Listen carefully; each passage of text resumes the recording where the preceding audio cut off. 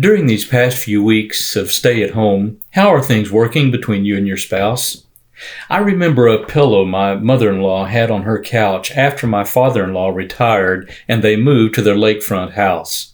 It said, "Retirement, twice as much husband, half as much money." Has that described your feelings related to the amount of time you have now had with your spouse? I suspect your reactions have landed somewhere between the extremes of "Why did I ever marry this person?" to "I am the luckiest person in the world to have this spouse." No matter where you landed on the line between those 2 points, there may have been a few things you noticed that have given you pause to consider your marriage, or at least your marriage partner. We live in global times where everything is on a grand scale. We talk about the global economy, the global pandemic, and the global community.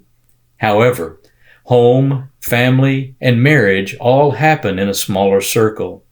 While the big things may cry out for our attention, we must never forget the little things. The prophet Zechariah asked in Zechariah 4:10, "For who has despised the day of small things?" In life, especially in marriage and family, it is sometimes the little things that are the big things. With all of us spending more time with our spouses and families, let me ask you to think about some small things that might make a big difference in your lives together. Some of these thoughts are from a blog by Anne Malmberg from the Prepare Enrich blog. First, listen. James reminds us in James 1:19 that everyone must be quick to hear, slow to speak, and slow to anger.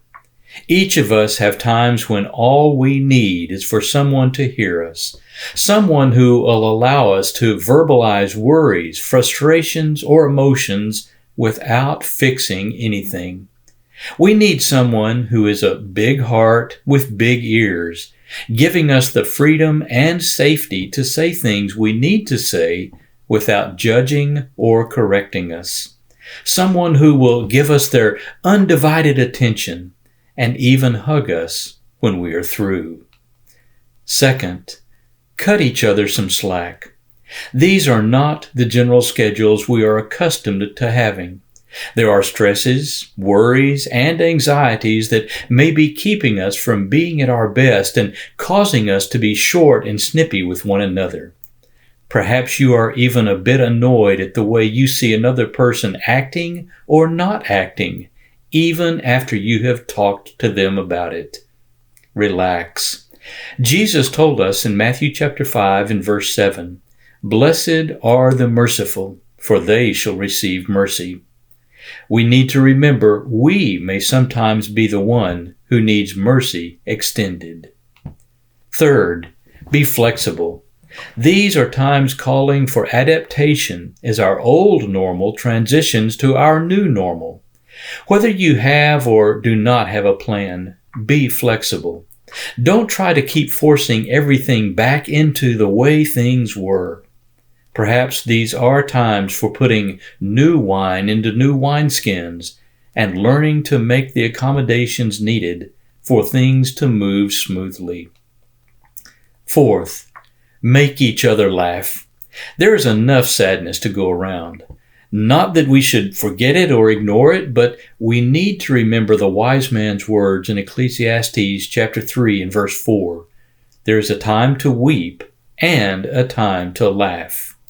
The wise man of Proverbs says in Proverbs 17 verse 22, "A joyful heart is good medicine." A sense of humor is important, especially in difficult and trying times. Laughing together creates bright spots in a day, releases endorphins, and relieves tension. Show off your karaoke skills, whether you have them or not. Relate funny stories. Even watch a good comedy movie. Just laugh. Fifth, ask others what you can do for them. This is interesting because the answer may get you out of yourself and your comfort zone, especially if they answer you. However, this is a key oil in human relationships and in our spiritual growth. Paul writes in Philippians chapter 2, verses 3 and 4, "Do nothing from selfishness or empty conceit, but with humility of mind regard one another as more important than yourselves. Do not merely look out for your own interests, but also for the interests of others." What can you do to help your spouse or your children? Even if they don't accept your offer, you have shown them they are important enough for you to put yourself aside to be with them. That is the attitude of Christ in living form. You may have to think about what you could do, because some of us have a hard time asking. There are little things that should define us even outside of a global crisis. Right now, these may also be the little things that will enrich your marriage, your home and family, and even your life. May the Lord bless you and your family. May He keep you. The Lord make His face to shine on you and be gracious to you. The Lord lift up His countenance on you and give you peace.